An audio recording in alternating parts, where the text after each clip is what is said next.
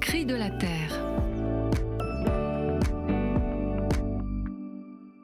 Imaginez une réserve naturelle où la chasse est interdite, où chaque parcelle bénéficie d'un mode de gestion adapté pour la faune et la flore, à laquelle seraient cependant accolées plus d'une douzaine de ces mares consacrées à la chasse au gibier d'eau qu'on appelle thone, gabion ou autre appellation locale. Vous ne rêvez pas, c'est la réalité des réserves naturelles situées dans les grandes zones humides de France. Si vous êtes un oiseau migrateur, il ne vous reste qu'à compter sur la chance pour vous poser au bon endroit ou lorsque vous voudrez circuler entre vos lieux de nourrissage et de repos, et ce d'autant plus que les intrusions dans les réserves sont monnaie courante, comme je l'ai constaté personnellement il y a quelques jours. J'ai parlé de chasse, mais si vous voulez trouver une prairie accueillante tout le printemps pour votre niché, ce sera la même chose. Ici, fauche tardive qui vous garantit la sécurité, sur la parcelle voisine, fauche début juin qui détruira vos œufs.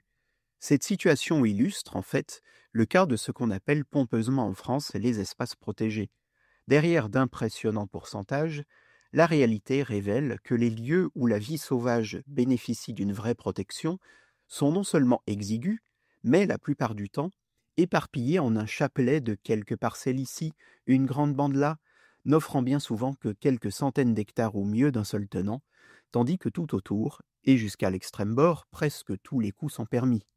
Il n'existe aucune forme de zone tampon, bien au contraire. Il est permis de chasser ou de labourer jusque sur la ligne au sens propre.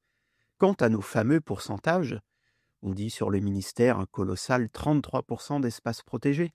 Le diable est bien sûr dans les détails. Les parcs naturels régionaux, par exemple, qui forment le gros des surfaces, ne sont qu'un outil de développement économique dont le but environnemental dépend des élus locaux. L'outre-mer, avec les forêts de Guyane et les surfaces maritimes, servent aussi à gonfler les chiffres.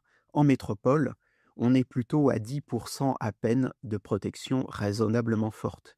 C'est insuffisant pour offrir refuge à tous, et surtout pour une bonne connexion entre tous ces refuges. Les pressions environnantes sont beaucoup trop fortes et beaucoup trop proches. Parmi les enjeux cruciaux pour nos écosystèmes, il y a cette trop grande oubliée, le besoin d'une politique d'espace réellement protégée, assez vaste et proche les uns des autres, pour remplir pleinement leur rôle.